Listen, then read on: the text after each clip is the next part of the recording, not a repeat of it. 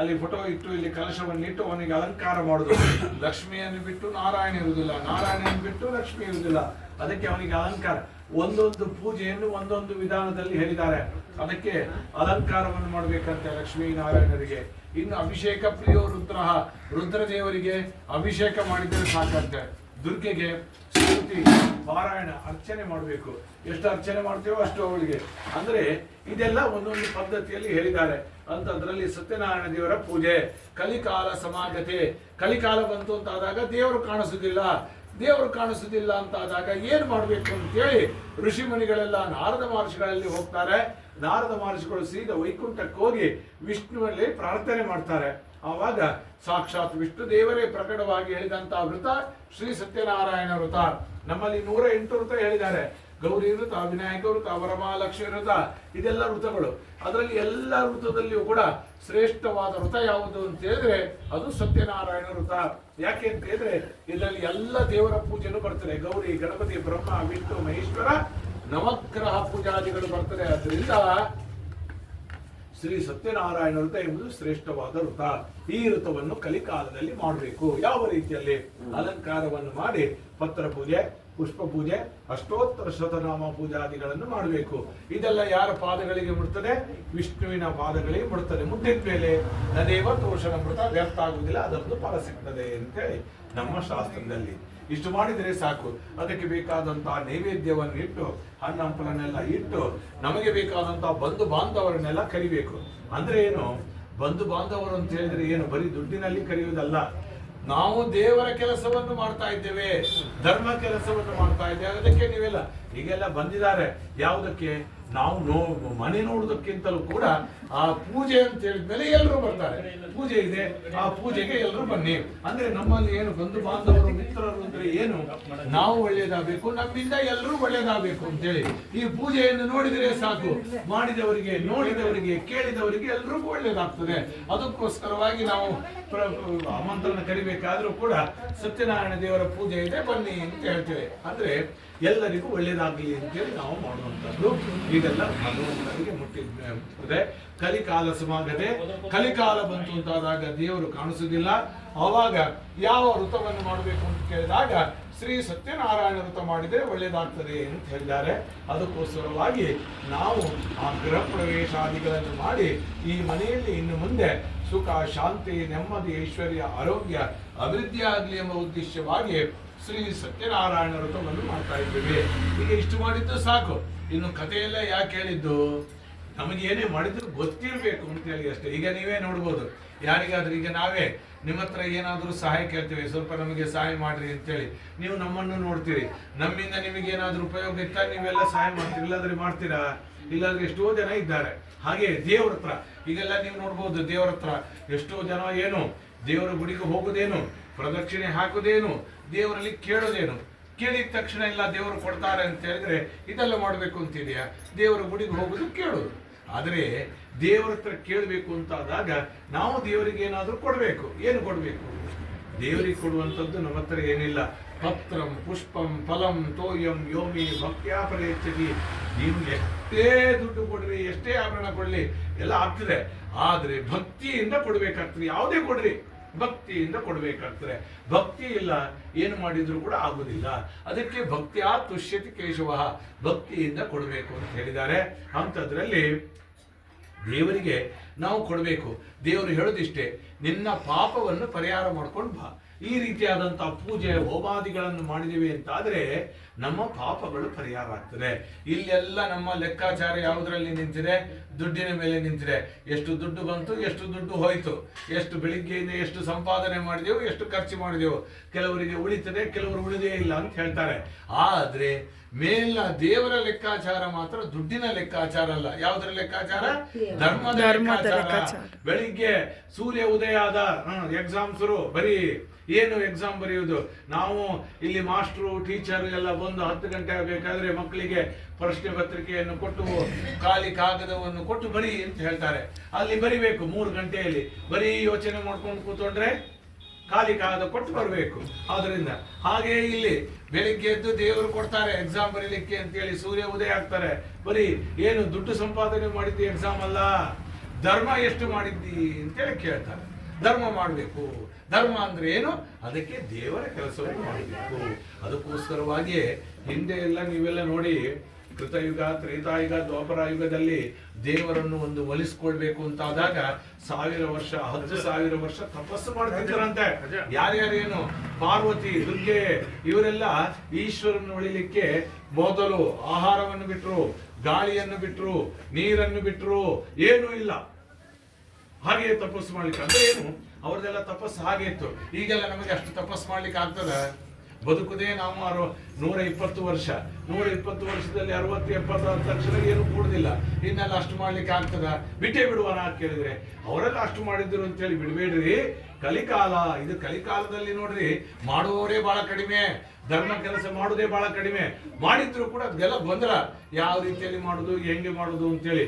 ಅದರಲ್ಲಿಯೂ ಕೂಡ ಕೆಲವರಿಗೆ ಸಂಶಯ, ಮಾಡುದೋ ಬೇಡವೋ, ಮಾಡಿದ್ರು ಕೂಡ ಒಂದು ನಿಮಿಷನೂ ಕೂಡ ಅವರಿಗೆ ಕೂತ್ಕೊಳ್ಳಿಕ್ಕೆ ಆಗುದಿಲ್ಲ. ಈಗ ನಾವು ಇಲ್ಲಿದ್ದೇವೆ ಅಂತಂದ್ರೆ ನಮ್ಮ ಮನಸ್ಸು ಯಾವುದೋ ಕಡೆಯಲ್ಲಿ ಇರ್ತದೆ, ಅಂತ ಒಂದು ನಿಮಿಷನೂ ಕೂಡ ಕೂತ್ಕೊಳ್ಳಿಕ್ಕೆ ಬರುವುದಿಲ್ಲ.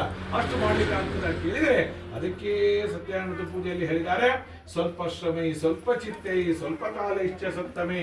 ಅದೆಲ್ಲ ಆ ಕಾಲನೇ ಒಳ್ಳೇದಿತ್ತು. ನೀವೆಲ್ಲ ನೋಡ್ಬೋದು, ಹಿಂದೆ ಎಲ್ಲ ಕೃತಯುಗ, ತ್ರೇತಾಯುಗ, ದ್ವಾಪರಾಯುಗದಲ್ಲಿ ಏನು ಸೌಲಭ್ಯ ಇರಲಿಲ್ಲ. ಹೌದಲ್ವಳಿ? ಬಸ್ಸು ಇರಲಿಲ್ಲ, ಮೊಬೈಲು ಇರಲಿಲ್ಲ, ಏನೂ ಇರಲಿಲ್ಲ. ಆದರೆ ಮನುಷ್ಯ ಮಾತ್ರ ಆರಾಮಿದ್ದ. ಏನು ಈಗ ನೀವೆಲ್ಲ ನೋಡ್ಬೋದು, ಜಾತ್ರೆ ಇದೆ ಅಂತ ಹೇಳಿದ್ರೆ 1 ತಿಂಗಳು 2 ತಿಂಗಳು ಹೋಗಿ ಮನೆಯಲ್ಲಿ ಕೂತ್ಕೊಂಡು ಆರಾಮ್ ಇರ್ತಿದ್ರು. ಈಗ 1 ದಿವಸ ಕೂತ್ಕೊಳ್ಳೋದು ಅಂತ ಹೇಳಿದ್ರೆ ಇಲ್ಲಿ ನಮ್ಮ ವ್ಯವಹಾರ ನೋಡುವವರಿಲ್ಲ, ನಮ್ಗೆ ದುಡ್ಡು ಬರುದು ನೋಡುವವರಿಲ್ಲ ಅಂತೇಳಿ ಓಡಿ ಬಂದ್ಬಿಡ್ತಾರೆ. ಅಂದ್ರೆ ಏನು? ಆದ್ರೆ ಅದು ಆ ಕಾಲ ಹಾಗಿತ್ತು, ಎಲ್ಲ ಏನೂ ಇರಲಿಲ್ಲ. ಆದ್ರೆ ಮನುಷ್ಯ ಶಾಂತಿಯಲ್ಲಿ ನೆಮ್ಮದಿಯಲ್ಲಿದ್ದ. ಈಗ ಕಲಿಯುಗದಲ್ಲಿ ಎಲ್ಲ ಇದೆ, ಏನಿಲ್ಲ ಹೇಳಿ? ಎಲ್ಲ ಇದೆ, ನೆಮ್ಮದಿನೇ ಇಲ್ಲ, ಏನು ನೆಮ್ಮದಿನೇ ಇಲ್ಲ. ನೆಮ್ಮದಿ ಇದ್ರೂ ಕೂಡ ತಾನೇ ಒಂದು ಕೆಲಸಕ್ಕೆ, ಈಗ ನಾವೆಲ್ಲ ಹೇಳ್ತಾ ಇರ್ತೇವೆ ಆರಾಮ್ ಇರ್ತಾರೆ ಕೆಲವರು. ಏನು ಕೆಲವರೆಲ್ಲ ನಾವು ಹೇಳ್ತೇವೆ, ಏನು ಆರಾಮ್ ನಿಧಿ ಮಾರಾಯ ನೋಡು ಅಂತ ಹೇಳ್ತೇವೆ.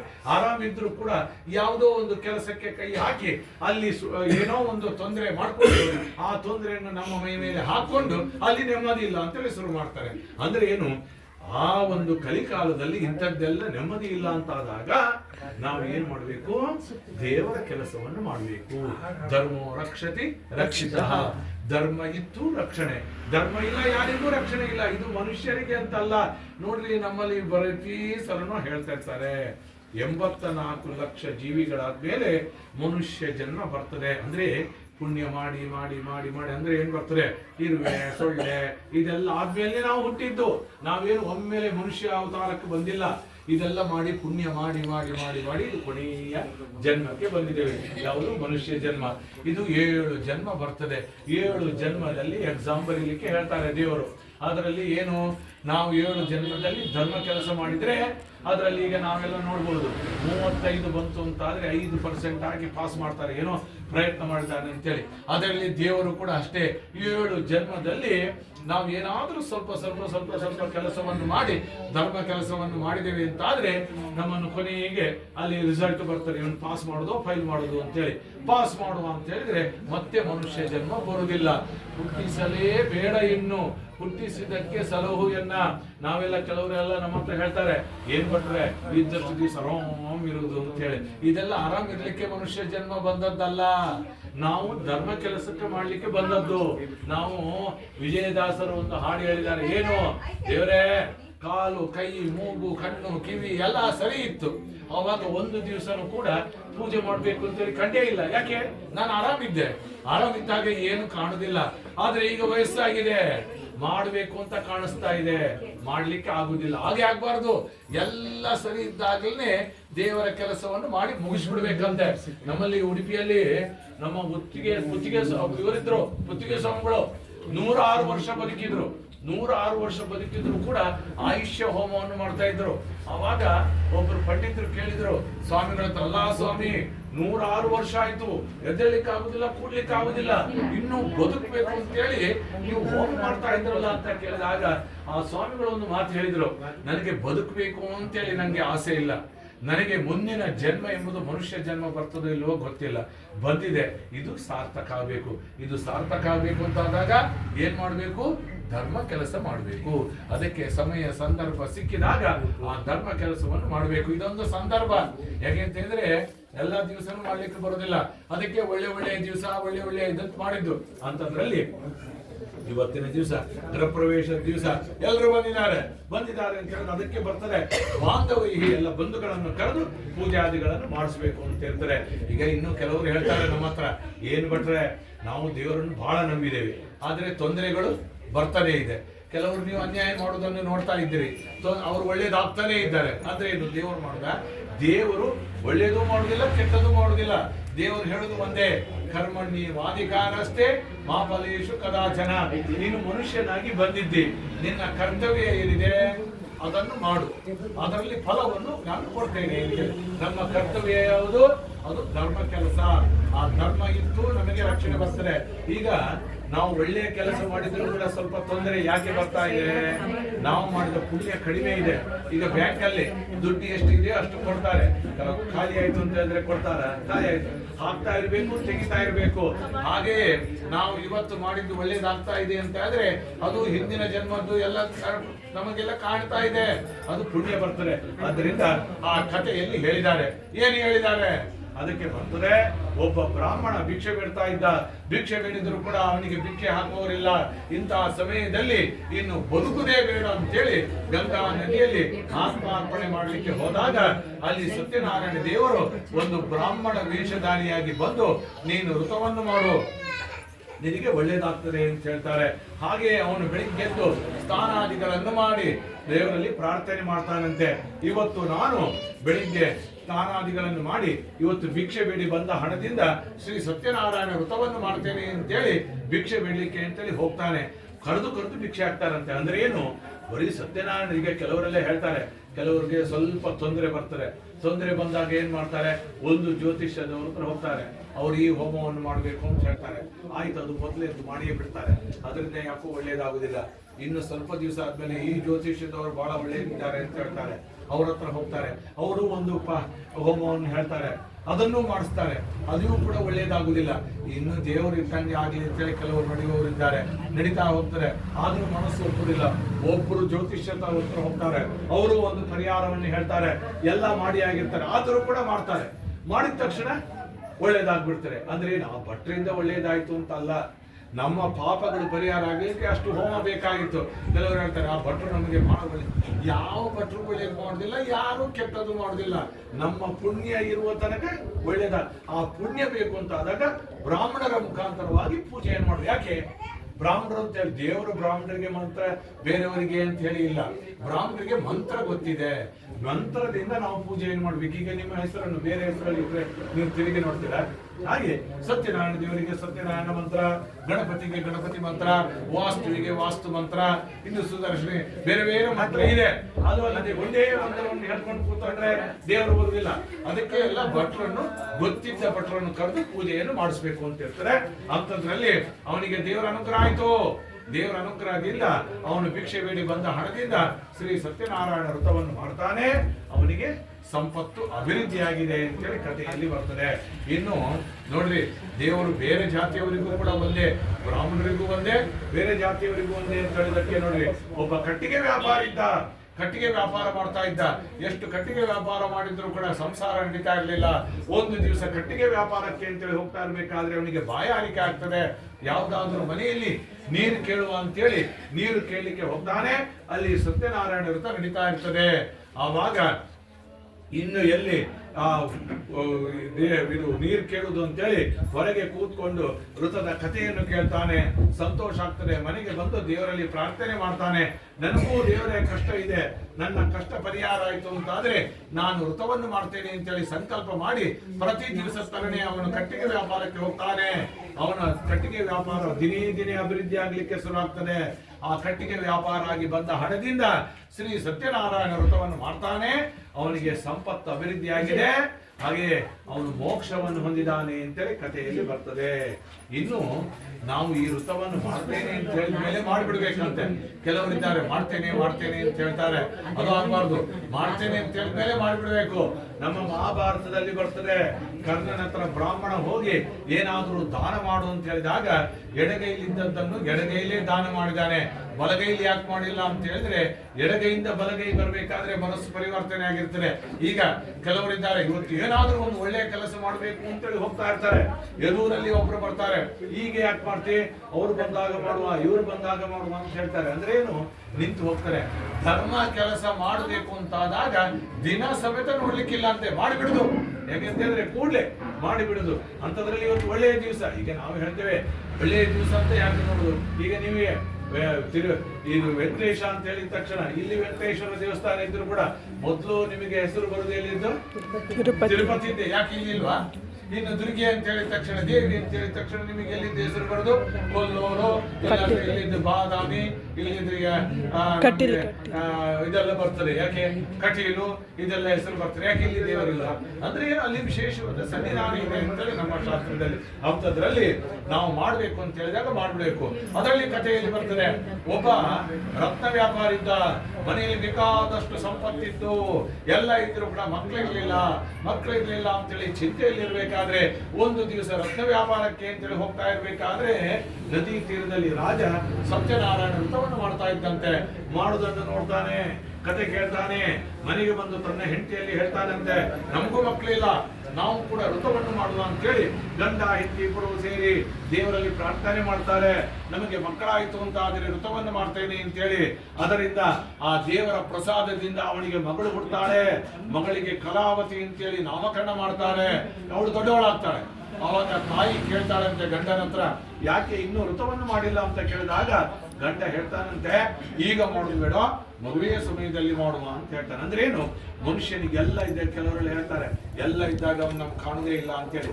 ಎಲ್ಲ ಇದ್ದಾಗಲೇ ಕೃಷ್ಣ ಪರಮಾತ್ಮ ಹೇಳಿದ ಮಾತೇ, ನಿಮಗೆ ಸುಖ ಕೊಟ್ಟವನು ನಾನೇ, ದುಃಖ ಬಂದಾಗ ಪರಿಹಾರ ಮಾಡಬೇಕಾದವನು ನಾನೇ.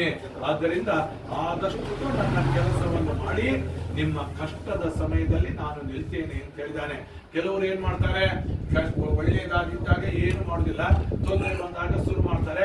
3 ದಿವಸದಿಂದನೇ ಶುರು ಮಾಡ್ತಾರೆ, ಭಟ್ರ ಹತ್ರ ಹೋಮ ಮಾಡಿಸಿ, ನಮಗೆ ಯಾವಾಗ ಒಳ್ಳೇದಾಗ್ತದೆ ಭಟ್ರೆ, ಯಾವಾಗ ಒಳ್ಳೆ, ಯಾರಿಗೂ ಒಳ್ಳೇದಾಗುದು ಕೆಟ್ಟದಾಗುದು ದೇವರಿಂದ ಅಲ್ಲ, ನಾವು ಮಾಡಿದಂತ ಪುಣ್ಯ ಪಾಪದಿಂದ. ಅದರಿಂದ ಪಾಪವನ್ನು ಪರಿಹಾರ ಮಾಡಬೇಕು. ಅಂತದ್ರಲ್ಲಿ ಅವನಿಗೆ ಸುಖ ಬಂದ್ಬಿಡ್ತು, ದೇವರನ್ನು ಮರೆತು ಬಿಡ್ತಾನೆ, ವ್ರತ ಮರೆತು ಬಿಡ್ತಾನೆ, ಮಗಳ ಮದುವೆ ಆಗ್ತದೆ. ಮದುವೆ ಆದರೂ ಕೂಡ ಸತ್ಯನಾರಾಯಣ ವ್ರತವನ್ನು ಮಾಡುವುದಿಲ್ಲ. ಆದ್ದರಿಂದ ಅವನಿಗೆ ದುಃಖ ಪ್ರಾಪ್ತಿಯಾಗಿದೆ. ಅಂದ್ರೇನು, ದೇವರು ಶಾಪ ಕೊಟ್ಟರು, ಇದೆಲ್ಲ ಯಾವ ಗ್ರಹಗಳು ಶಾಪ ಕೊಡುದಿಲ್ಲ, ಯಾವ ದೇವರು ಶಾಪ ಕೊಡುದಿಲ್ಲ. ಕೆಲವರು ಹೇಳ್ತಾರೆ, ನಿನ್ನ ಜಾತಕದಲ್ಲಿ ಆ ರಾಹು ಬಹಳ ತೊಂದರೆ ಕೊಡ್ತಾನೆ. ರಾಹು ತೊಂದರೆ ಕೊಡುದಿಲ್ಲ, ಕೇತುನು ತೊಂದರೆ ಕೊಡುದಿಲ್ಲ, ಶನಿನೂ ತೊಂದರೆ ಕೊಡುದಿಲ್ಲ. ಧರ್ಮ ಇತ್ತು ಎಲ್ಲರೂ ರಕ್ಷಣೆ ಕೊಡ್ತಾರೆ. ಧರ್ಮ ಇಲ್ಲ, ನಿಮ್ಗೆ ಒಳ್ಳೆ ದಶೆ ಇದ್ರೂ ಕೂಡ ಅಂತ ಫಲ ಸಿಗುದಿಲ್ಲ. ಕೆಲವರು ಕೆಟ್ಟ ದಶೆ ಅಂತ ಹೇಳ್ತಾರೆ, ಅವನಿಗೆ ಒಳ್ಳೇದಾಗ್ತಾ ಹೋಗ್ತದೆ. ಯಾಕೆ ಅಂದ್ರೆ ಕೆಟ್ಟ ದಶೆ ಇದ್ರೂ ಕೂಡ ಧರ್ಮ ಒಂದಿತ್ತು ಅವನಿಗೂ ಒಳ್ಳೇದಾಗ್ತದೆ. ಕೆಟ್ಟ ಒಳ್ಳೆ ಫಲ ಇದ್ರು ಕೂಡ, ಒಳ್ಳೆ ರಾಶಿ ಗತಿಗಳಿದ್ರು ಕೂಡ ಧರ್ಮನೇ ಇಲ್ಲ. ಬರೀ ನಮಗೆ ಒಳ್ಳೇದಾಗ್ತದೆ ಇದಿಲ್ಲ, ಧರ್ಮವನ್ನೇ ಮಾಡ್ಬೇಕು, ಮತ್ತೇನಿಲ್ಲ. ಅಂತದ್ರಲ್ಲಿ ಅವನಿಗೆ ದುಃಖ ಪ್ರಾಪ್ತಿಯಾಗಿ ಯಾವ ರೀತಿಯಲ್ಲಿ, ಅಳಿಯ ಮತ್ತು ಮಾಮ ಇಬ್ರು ಸೇರಿ ರತ್ನಗಳನ್ನು ಹಡಗಿನಲ್ಲಿ ಹಾಕೊಂಡು ಬೇರೆ ರಾಜ್ಯಕ್ಕೆ ಹೋಗ್ತಾರೆ. ಆ ಊರಿನ ರಾಜನ ಆಸ್ಥಾನದಲ್ಲಿದ್ದಂತಹ ಕಳ್ಳರು ರಾಜನ ಆಭರಣವನ್ನು ಕದ್ದುಕೊಂಡು ಓಡಿ ಬರ್ತಾ ಇರ್ತಾರೆ. ಇನ್ನೇನು ತಪ್ಪಿಸ್ಕೊಳ್ಳಿಕ್ಕೆ ಸಾಧ್ಯನೇ ಇಲ್ಲ. ಇನ್ನೇನ್ ಮಾಡುದು, ಭಟರು ಅಟ್ಟಿಸ್ಕೊಂಡು ಬಂದಿದ್ದಾರೆ, ಏನ್ ಮಾಡುದು? ಈ ಹಡಗಿನಲ್ಲಿ ಇದ್ದಂತ ಆಭರಣದ ಮೇಲೆ ಆ ಕಳ್ಳರು ಆ ರಾಜನ ಆಭರಣವನ್ನು ಎಸೆದು ಕಳ್ಳರು ಓಡಿ ಹೋಗ್ತಾರೆ. ಆ ಭಟರು ಬಂದು ಇವರೇ ಕಳ್ಳರು ಅಂತೇಳಿ ಬಂದು ರಾಜನ ಮುಂದೆ ನಿಲ್ಲಿಸ್ತಾರೆ. ರಾಜ ಏನು ಮಾಡ್ತಾನೆ, ವಿಚಾರಣೆನೇ ಮಾಡುದಿಲ್ಲ. ಇವರು ತಾನು ಕಳ್ಳರಲ್ಲ ಅಲ್ಲ, ನಮ್ಮಲ್ಲೆಲ್ಲ ಬರ್ತಾರೆ, ಕೆಲವರು ತಪ್ಪು ಮಾಡಿರುವುದಿಲ್ಲ, ಅಪವಾದಗಳು ಬರ್ತದೆ ಅಂತ ಹೇಳಿರ್ತಾರೆ. ನಮ್ಮ ಶನಿ ಕಥೆಯಲ್ಲಿ ಎಲ್ಲ ಬರ್ತಾರೆ, ಕೆಲವರು ಒಳ್ಳೆ ಕೆಲಸ ಮಾಡಿ ಆದ್ರೆ ಅಪವಾದಗಳು ಬರ್ತದೆ, ಧರ್ಮ ಬಿಟ್ಟರು ಅಪವಾದಗಳು ಬರ್ತದೆ. ಅಂಥದ್ರಲ್ಲಿ ಇವರು ಕಳ್ಳರಲ್ಲ ಅಂತ ಹೇಳಿದ್ರು ಕೂಡ ರಾಜ ವಿಚಾರಣೆ ಮಾಡದೆ ಅವರನ್ನು ತೆಗೆದು ಕಾರಾಗೃಹದಲ್ಲಿ ಇಟ್ಟು ಬಿಡ್ತಾನೆ. ಇಟ್ಟ 1 ವರ್ಷ ಆಯ್ತು, 2 ವರ್ಷ ಆಯ್ತು, ಮನೆಗೆ ಬರುವುದಿಲ್ಲ. ಇವರ ಮನೆಯಲ್ಲಿದ್ದಂತಹ ಆಭರಣ ಎಲ್ಲ ಖಾಲಿಯಾಗಿದೆ.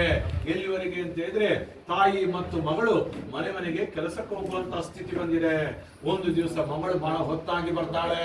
ಮಗಳು ಬಹಳ ಹೊತ್ತಾಗಿ ಬಂದಾಗ ತಾಯಿ ಕೇಳ್ತಾಳೆ ಮಗಳ ಹತ್ರ, ಮಗಳೇ ಇಷ್ಟು ಹೊತ್ತಾಗಿ ಯಾಕೆ ಬಂದಿ ಅಂತ ಕೇಳಿದಾಗ ಮಗಳು ಹೇಳ್ತಾಳೆ, ನಾನು ಯಾವ ಮನೆ ಕೆಲಸಕ್ಕೆ ಹೋಗಿದ್ದೆ ಅಲ್ಲಿ ಸತ್ಯನಾರಾಯಣ ವ್ರತ ನಡೀತಾ ಇತ್ತು, ಅದರದ್ದು ಪ್ರಸಾದ ತಂದಿದ್ದೇನೆ ಅಂತ ಹೇಳಿದಾಗ ತಾಯಿಗೆ ನೆನಪಾಗ್ತದಂತೆ, ನೀನು ಹುಟ್ಟಬೇಕಾದ್ರೆ ನಾವು ವ್ರತವನ್ನು ಮಾಡ್ತೇವೆ ಅಂತ ಹೇಳಿದ್ದೇವೆ, ಇನ್ನೂ ಮಾಡಿಲ್ಲ, ಅದರಿಂದ ಇಂತಹ ತೊಂದರೆಗಳು ಬಂದಿದೆ, ನಾಳೆನೇ ಮಾಡುವ ಅಂತ ಹೇಳಿದ್ದಷ್ಟೇ ಅಲ್ಲಿ ರಾಜನಿಗೆ ಕನಸು ಬೀಳ್ತದಂತೆ, ನೀನು ಯಾರು ಕಾರಾಗೃಹದಲ್ಲಿ ಇಟ್ಟಿದ್ದಿ ಅವರು ಕಳ್ಳರನ್ನ ಬಿಟ್ಬಿಡು ಅಂತೇಳಿ. ಈಗೆಲ್ಲ ಕನಸು ಬಿಡುದಿಲ್ಲ, ಯಾಕೆ ಹೇಳಿ, ಹೇಳುದೆಲ್ಲ ಹೇಳಿ ಆಗಿಬಿಟ್ಟಿದೆ, ಇನ್ನೇನು ಕನಸು ಬಿಡುದಿಲ್ಲ, ಇನ್ನು ಮಾಡಲೇಬೇಕು. ಕೆಲವರು ಹೇಳ್ತಾರೆ ನಮಗೆ ಗೊತ್ತಾಗಿಲ್ಲ, ಇನ್ನು ಗೊತ್ತಾಗಲಿಕ್ಕೆ ಹೇಳಿದೆ ಏನಿದ್ವಿ, ಕೊನೆ ಯುಗ, ಇನ್ನು ಸ್ವಲ್ಪ ದಿವಸದಲ್ಲಿ ಯುಗನೇ ಮುಗಿಯುತ್ತೆ ಹೋಗ್ತದೆ, ಇನ್ನೂ ನಾವು ಗೊತ್ತಿಲ್ಲ ಗೊತ್ತಿಲ್ಲ ಗೊತ್ತಿಲ್ಲ. ಕೆಲವರಿಗಂತೂ ಸಂಶಯ, ದೇವರಿದ್ದಾನೋ ಇಲ್ವೋ, ದೇವರ ಪೂಜೆ ಮಾಡ್ತಾರೆ ಒಳ್ಳೇದಾಗ್ತದೋ ಇಲ್ವೋ, ದೇವರಿಂದ ಫಲ ಸಿಗ್ತದೋ ಇಲ್ವೋ, ಹೀಗೆಲ್ಲ ಕೇಳಿದ್ರೆ ಈಗೆಲ್ಲ ನೀವು ನೋಡ್ಬೋದು. ನಮ್ಮ ಶಾಸ್ತ್ರದಲ್ಲಿ ನೋಡ್ರಿ, ವಿಷ್ಣು ದೇವರ ಕಥೆ ಕೇಳಿ ಪುಟ ಕಥೆ ಇದೆ, ಈಶ್ವರ ದೇವರದ್ದು ಕೇಳಿ ಪುಟಗಟ್ಟಲೆ ಇದೆ, ದುರ್ಗೆ ಹೇಳಿ ಪುಟ, ಅಷ್ಟೆಲ್ಲ ಓದ್ಲಿಕ್ಕೆ ನಮಗೆ ಸಮಯನೇ ಇಲ್ಲ. ಆದ್ರೂ ಕೂಡ ಅದೆಲ್ಲ ದೊಡ್ಡ ದೊಡ್ಡ ದೇವರು ಬಿಡಿ, ಇನ್ನು ಸಣ್ಣ ಸಣ್ಣ ದೇವರು ಗರುಡ, ನಾಗ, ಇವ್ರದ್ದೆಲ್ಲ ಕೇಳಿ ಅವರಿಗೂ ಇಷ್ಟೆಲ್ಲ ಕಥೆ ಇದ್ರು ಕೂಡ ನಮಗೆ ಗೊತ್ತಿಲ್ಲದವರ ತರ ಮಾಡಿದ್ರೆ. ಅಂದ್ರೆ ನೀವೇ ನೋಡ್ರಿ, ನಿಮ್ಮ ಮನೆಗೆ ಒಬ್ರು ಕೆಲಸದವ್ರು ಬರ್ತಾರೆ, ಒಂದು ದಿವಸ ಆಯ್ತು ಸರಿ ಮಾಡುದಿಲ್ಲ, ಬೈತೀರಾ? ಸ್ವಲ್ಪ ತಿಳಿಸಿ ಹೇಳ್ತೀರಿ. ಒಂದು ತಿಂಗಳಾಯ್ತು ಸರಿ ಮಾಡುದಿಲ್ಲ, ಬೈದಿ ಹೇಳ್ತೀರಿ. ಒಂದು ವರ್ಷ ಆದ್ರೂ ಸರಿ ಮಾಡಿಲ್ಲ ಆದ್ರೆ ಬಿಟ್ಟೇ ಬಿಡ್ತೀರಿ. ಇದು ಮನುಷ್ಯನ ಬೇರೆ. ಹಾಗೆ ದೇವರಿದ್ದಾನೆ ಅಂತೇಳಿ ಹುಟ್ಟಿದಾಗ್ಲಿಂದ ನಮ್ಮಲ್ಲಿದೆ. ನೀವು ನೋಡ್ರಿ, ಎಷ್ಟು ಹಿಂದೆ ಹೋಗಿ ಎಲ್ಲ ನಿಮ್ದು ಇಂಜಿನಿಯರಿಂಗ್, MBBS ಇದೆಲ್ಲ ಬೇರೆ ಬೇರೆ ಬೇರೆ ಮಿಷನ್ ಎಲ್ಲ ಬಂದಿದೆ. ಆದ್ರೆ ಮಿಷನ್ ಬರದೇ ಇದ್ದದ್ದು ಅಂತ ಹೇಳಿದ್ರೆ ಭಟ್ರದ್ದು ಮಾತ್ರ. ಭಟ್ರು ಹಿಂದೆ ಹೆಂಗೆ ಪೂಜೆ ಮಾಡ್ತಾ ಇದ್ರು, ಈಗಲೂ ಅದೇ ಪೂಜೆ, ಎಷ್ಟೇ ಬರ್ಲಿ ಆ ಪೂಜೆಯನ್ನು ನಡೀತಾನೆ ಇದೆ. ಅಂದ್ರೆ ಏನು, ದೇವರಿದ್ದಾನೆ, ದೇವರಿರುವ ತನಕ ಯಾವುದೇ ತೊಂದರೆ ಇಲ್ಲ ಅಂತೇಳಿ ತೋರಿಸುವಂತದ್ದು ಇದು ಮಾತ್ರ. ಈಗ ನೋಡ್ರಿ, ಹಿಂದೆ 30 ಲಕ್ಷದ ಹಿಂದಿನ ದಿವಸಕ್ಕೆ ಹೋಗಿ ಆವಾಗಲೂ ಋಷಿಮುನಿಗಳು ತಪಸ್ಸು ಮಾಡ್ತಾ ಇದ್ರು, ದೇವರ ಪೂಜೆಯನ್ನು ಮಾಡ್ತಾ ಇದ್ರು. ಇದು ಮತ್ತೆ ರಾಮ ಬಂದ ತ್ರೇತಾಯುಗದಲ್ಲಿಯೂ ಕೂಡ ರಾಮನು ಪೂಜೆ ಮಾಡ್ತಾ ಇದ್ದ, ಬೇರೆಯವರು ಪೂಜೆ ಮಾಡ್ತಾ ಇದ್ರು. ಅದೇ ರೀತಿಯಾಗಿ ಕೃಷ್ಣ ಬಂದ. ನೋಡ್ರಿ, ನಾವೆಲ್ಲ ಹೇಳ್ತಿರ್ತೇವೆ, ನೋಡ್ರಿ ಮನುಷ್ಯನಿಗೆ ಕಷ್ಟನೂ ಬರ್ತದೆ, ಸುಖನೂ ಬರ್ತದೆ. ರೆಡಿಯಾಗಿರ್ಲಿಕ್ಕೆ ಅಂತೇಳಿ ತೋರಿಸ್ಲಿಕ್ಕೆ ರಾಮದೇವರು ಅವತಾರ ಮಾಡಿದ್ದು. ರಾಮದೇವರು ಎಲ್ಲಿಯೂ ಕೂಡ ತಾನು ದೇವರು ದೇವರು ದೇವರು ಅಂತೇಳಿ ತಿರುಗಾಡ್ಲಿಲ್ಲ. ಯಾಕೆ ನೋಡ್ರಿ, ಮರು ದಿವಸ ಈಗ ನಾವು ಒಬ್ಬರಿಗೆ ಕೆಲಸ ಹೇಳಬೇಕು ಅಂತಾದಾಗ ಒಬ್ಬರು ನಮಗೆ ಆ ಕೆಲಸ ಗೊತ್ತಿರಬೇಕು, ನಾವು ಮಾಡು ಅಂತ ಹೇಳಿದ್ರೆ. ಅದಕ್ಕೆ ನೋಡ್ರಿ, ರಾಮದೇವರು ಮನುಷ್ಯನಿಗೆ ಕಷ್ಟ ಬರ್ತದೆ, ಸುಖ ಬರ್ತದೆ, ರೆಡಿಯಾಗಿರ್ಲಿಕ್ಕೆ ಅಂತೇಳಿ ಪ್ರಾಕ್ಟಿಕಲ್ ಅಲ್ಲೇ ಆಗಿ ಬಂದು ಅವತಾರ ಮಾಡಿದ್ರು. ಬಂದ್ರು, ಮರು ದಿವಸ ಅವನಿಗೆ ಪಟ್ಟಾಭಿಷೇಕ, ರಾಜ್ಯ ಸಿಕ್ತು, ಇಡೀ ಊರಿನ ರಾಜ್ಯ ಸಿಕ್ತು. ರಾತ್ರಿ ಬಂದು ಹೇಳ್ತಾನೆ ದಶರಥ ಅವನ ತಂದೆ, ಏನು ನೀನು ಕಾಡಿಗೆ ಹೋಗ್ಬೇಕು ಅಂತೇಳಿ. ಅವಾಗ ಹೇಳ್ಬೋದಿತ್ತಲ್ಲ, ರಾಮ ನಾನು ದೇವರು, ಏನು ಕಷ್ಟ ಬಂದಿದೆ ಎಲ್ಲ ಪರಿಹಾರ ಮಾಡ್ತೇನೆ. ಈಗ ಒಂದು ಕುರ್ಚಿಗೋಸ್ಕರವಾಗಿ ಏನು ಕಷ್ಟ ಬಂದರೂ ಕೂಡ ಎಷ್ಟು ಕಷ್ಟ ಬಿಟ್ಟು ಆ ಕುರ್ಚಿಯನ್ನು ಉಳಿಸ್ಕೊಳ್ತಾರೆ. ರಾಮ ಹಾಗೆ ಮಾಡಿಲ್ಲ, ಕಾಡಿಗೆ ಹೋಗ್ಬಿಟ್ಟ. ರಾಮ 2 ನಿಮಿಷದಲ್ಲಿ ಪರಿಹಾರ ಮಾಡಬಹುದಿತ್ತು. ಭರತನಿಗೆ ಒಂದು ಹೇಳಿದಾಗ ಹಾಕೋ, ನಾನು ರಾಜನಾಗ್ತೇನೆ ಅಂತ ಹೇಳಿದ್ರೆ ಭರತ ಏನು ಇಡೀ ಊರೇ ಅವನಿಗೆ ಕೊಡ್ತಿತ್ತು. ಆದ್ರೆ ಬಿಟ್ಟಿಲ್ಲ, ಧರ್ಮ ತಂದೆ ಕೊಟ್ಟ ಮಾತನ್ನು ಉಳಿಸಿಕೊಂಡ. ಅಂದ್ರೆ ಕೃಷ್ಣನು ಕೂಡ, ಕೃಷ್ಣನ ಜೊತೆಯಲ್ಲಿ ಪಾಂಡವರಿದ್ರು, ಕಷ್ಟ ಸುಖ ಎರಡೂ ಪಡ್ಕೊಂಡ್ರು. ಹೌದಲ್ವೇ? ನಾವು ಕಾಪಾಡ್ಬೋದಿತ್ತಲ್ಲ, ಇಲ್ಲ, ಪಾಪ ಇರ್ಬೇಕಾದ್ರೆ ಕಷ್ಟ ಬರುವುದು ಸ್ವಾಭಾವಿಕ, ಅದು ಎಲ್ರಿಗೂ ಅಷ್ಟೇ. ಅಂತದ್ರಲ್ಲಿ ಮರು ದಿವಸನೇ ರಾಜ ಅವನಿಗೆ ಕನಸು ಬೀಳ್ತದೆ, 2 ಪಟ್ಟು ಆಭರಣವನ್ನು ಕೊಟ್ಟು ಬಿಟ್ಟು ಬಿಡ್ತಾನೆ, ಹೋಗಿ ಅಂತೇಳಿ ಖುಷಿ ಆಗ್ತದೆ. ಆವಾಗ ದೇವರು ಇವರಿಗೆ ಇನ್ನೂ ಪರೀಕ್ಷೆ ಮಾಡುವ ಅಂತೇಳಿ ಒಂದು ಸಾಧು ವೇಷದಲ್ಲಿ ಬಂದು ಈ ಹಡಗಿನಲ್ಲಿ ಏನಿದೆ ಅಂತ ಕೇಳ್ತಾರೆ. ಸತ್ಯ ಹೇಳಿದ್ರೆ ಎಲ್ಲ ಕಳ್ಳರು ಬಂದು ಕದ್ಕೊಂಡು ಹೋಗ್ಬಿಟ್ಟಾರು ಅಂತೇಳಿ ಸುಳ್ಳು ಹೇಳ್ತಾರೆ, ಎಲೆ ಮತ್ತು ಬಳ್ಳಿಗಳಿದೆ ಅಂತೇಳಿ. ತಥಾಸ್ತು ಅಂತ ಹೇಳ್ತಾರೆ.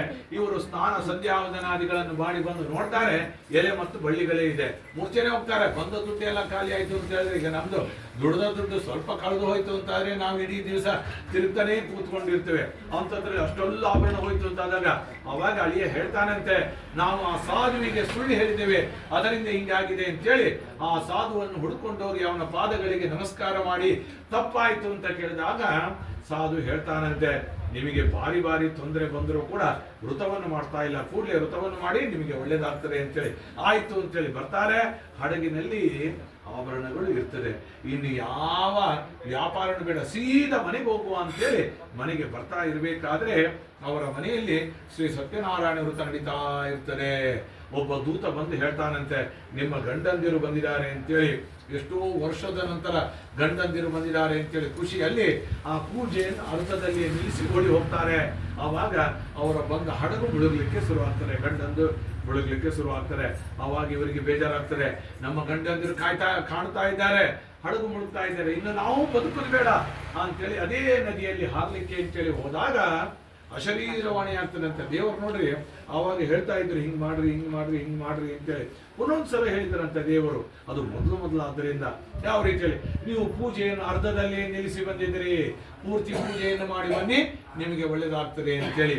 ಅದಕ್ಕೆ ಈಗ ನಾವು ಸತ್ಯನಾರಾಯಣ ದೇವರ ಪೂಜೆಗೆ ಕೂತ್ಕೊಂಡಾಗ ಎದ್ದು ಹೋಗ್ಬಾರ್ದು. ಈಗ ಅದಕ್ಕೆ ಎಲ್ಲ ರೆಡಿ ಆದ್ಮೇಲೆ ಕೂತ್ಕೊಂಡು ಬಿಡ್ತೇವೆ, ಬಟ್ರೆ ಎಲ್ಲ ರೆಡಿ ಆಯ್ತಲ್ಲ ಕೂತ್ಕೊಂಡು ಬಿಡುವ ಅಂತೇಳಿ. ಅದಕ್ಕೆ ಎದ್ದು ಹೋಗುದು ಬರುವುದು ಇದೆಲ್ಲ ಮಾಡಬಾರ್ದು ಅಂತೇಳಿ ಅದೆಲ್ಲ ಕಥೆಯಲ್ಲಿ ಯಾಕೆ ಹೇಳಿದ್ದಾರೆ? ಕಥೆಯಲ್ಲಿ ಹೇಳಿದ್ದು ಮಾತ್ರ ಪುಣ್ಯ ಎಲ್ಲ, ಇದು ಒಂದು ಸಾರಾಂಶವನ್ನು ಹೇಳಿದ್ದು. ಈ ರೀತಿಯಲ್ಲಿ ಮಾಡಬೇಕು, ಈ ರೀತಿಯಲ್ಲಿ ಮಾಡಬೇಕು, ಈ ರೀತಿಯಲ್ಲಿ ಮಾಡಬೇಕು ಅಂತೇಳಿ. ಅದನ್ನು ಕೆಲವರು ಏನ್ ಮಾಡ್ತಾರೆ, ಕಥೆನೇ ಪುಣ್ಯ. ಈಗ ಕೆಲವರು ಹೇಳ್ತಾರೆ ನಮ್ಮ ಹತ್ರ, ನಾನು ಭಗವದ್ಗೀತೆ ಬಹಳ ಓದಿದ್ದೇನೆ ಅಂತೇಳಿ. ಓದಿದ ತಕ್ಷಣ ಏನು ಫಲ ಸಿಗುವುದಿಲ್ಲ. ಆ ಭಗವದ್ಗೀತೆಯಲ್ಲಿ ಮನುಷ್ಯ ಯಾವ ರೀತಿಯಲ್ಲಿ ಧರ್ಮ ಮಾಡಬೇಕು, ಯಾವ ರೀತಿಯಲ್ಲಿ ಅವನು ಕೆಲಸವನ್ನು ಮಾಡಬೇಕು, ಯಾವ ರೀತಿಯಲ್ಲಿ ನಡಿಬೇಕು, ಯಾವ ರೀತಿಯಲ್ಲಿ ಎಲ್ಲ ಹೇಳಿದ್ದಾರೆ.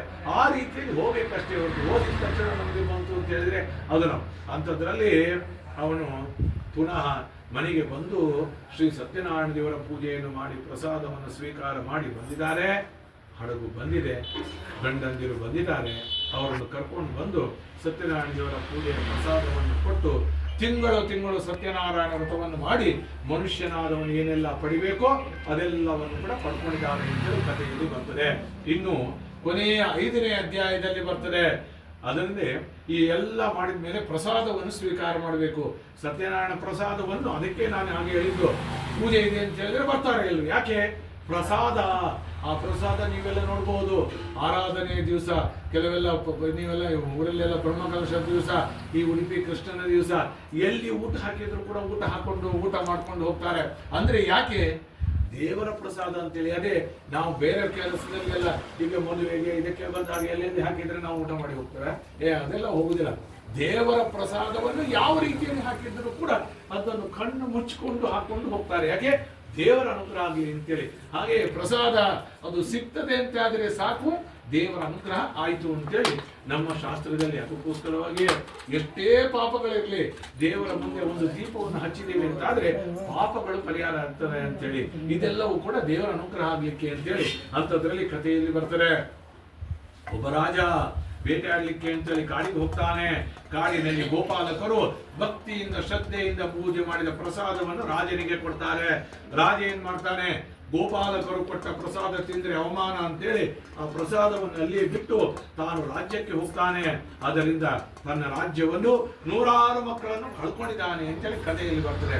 ಕೊನೆಗೆ ಅದೇ ರಾಜ ಎಲ್ಲ ಋಷಿಮುನಿಗಳನ್ನು ಕರೆದು ಯಾಕೆ ಹೀಗಾಯಿತು ಅಂತ ಕೇಳಿದಾಗ ಋಷಿಮುನಿಗಳು ಹೇಳ್ತಾರೆ, ನೀನು ಸತ್ಯನಾರಾಯಣ ದೇವರ ಪೂಜೆಯ ಪ್ರಸಾದವನ್ನು ತಿರಸ್ಕಾರ ಮಾಡಿದ್ದಿ, ಕೊಟ್ಟದ್ದನ್ನು ತಗೊಳ್ಳಿಲ್ಲ, ಅದರಿಂದ ಹೀಗಾಗಿದೆ ಅಂತ ಹೇಳಿದಾಗ ಪುನಃ ರಾಜ ಅದೇ ಗೋಪಾಲಕರಿಂದ ಕೂಡಿಕೊಂಡು ಸತ್ಯನಾರಾಯಣ ದೇವರ ಪೂಜೆಯನ್ನು ಮಾಡಿ ಪ್ರಸಾದವನ್ನು ಸ್ವೀಕಾರ ಮಾಡಿದ್ದರಿಂದ ಮರಳಿ ರಾಜ್ಯವನ್ನು ತನ್ನ ಮಕ್ಕಳನ್ನು ಪಡ್ಕೊಂಡಿದ್ದಾನೆ ಅಂತ ಕಥೆಯಲ್ಲಿ ಬರ್ತದೆ. ಅಂದ್ರೆ ಏನು?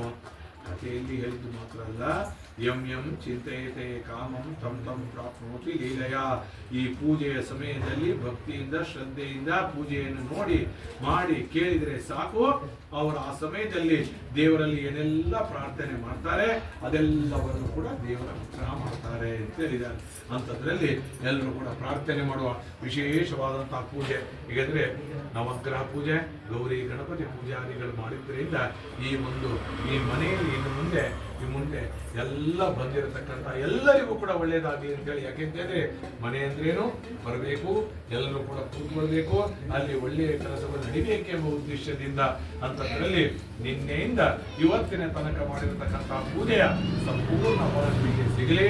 ಈ ಮನೆಯಲ್ಲಿ ಆ ದೇವರ ಅನುಗ್ರಹದಿಂದ ಎಲ್ಲರಿಗೂ ಕೂಡ ಸುಖ, ಶಾಂತಿ, ನೆಮ್ಮದಿ, ಐಶ್ವರ್ಯ, ಆರೋಗ್ಯ, ಧನ, ಕನಕ, ಸಮೃದ್ಧಿಯನ್ನು ಆ ಲಕ್ಷ್ಮೀ ಸಹಿತ ಶ್ರೀ ಸತ್ಯನಾರಾಯಣ ದೇವರು ಅನುಗ್ರಹಿಸಲಿ ಅಂತೇಳಿ ದೇವರಲ್ಲಿ ಪ್ರಾರ್ಥನೆ ಮಾಡುದು. ನಿಮಗೆಲ್ಲ ನಿಲ್ಲಿನ್ನು. ಓಂ ಶ್ರೀ ಕೃಷ್ಣಾಯ ನಮಃ. श्रीकृष्ण कमलानाथो वासुदेव सनातनः वसुदेवात्मज पुण्यो श्रीवस्तकौस्तुभधरो यशोदावत्सलो हरिः चतुर्भुजादिशक्रादि अदाशङ्कायुधायुधः देवकी नन्दन श्रीशो नन्दगोपप्रियात्मजः यमुना वेगसंहारे बलभद्रप्रियानुजः पूतनातीताहारे सकटासुरभञ्जनः नन्दव्रजनानन्दे सच्चिदानन्दविग्रहः नवनीतविलिप्ताङ्गो नवनीतनटोनगः नवनीतनमाहारो मुचकुन्दप्रसादकृत षोडशश्रीसहस्रेश विभक्ति मधुराकृतिः शुकवा बिन्दो योगिन्दो योगिनां पतिः नैवेद्यार्थे सपादभक्ष कदलीफल नारिकेलफल ऐरावतल काश्मीरी फल द्राक्षाफल समस्त फलोपहार महानैवेद्यं समर्पयामि क्रमक ताम्बूलं समर्पयामि ओम सुवर्ण पुष्पां समर्पयामि यज्ञेन यज्ञमयजं तदेव तानि धर्माणि प्रतवान्या आसन् तेनाकं महिमानः सजन्त यत्र पूर्वे साध्याः सन्ति देवाः अवायतदेवताभ्यो नमः समस्तफलोपहारमः नैवेद्यं समर्पयामि नैवेद्यं स्वीकुरु नैवेद्यं विसर्जयामि पुनर्धूपदीपो मंगल नीराजनं च करिष्ये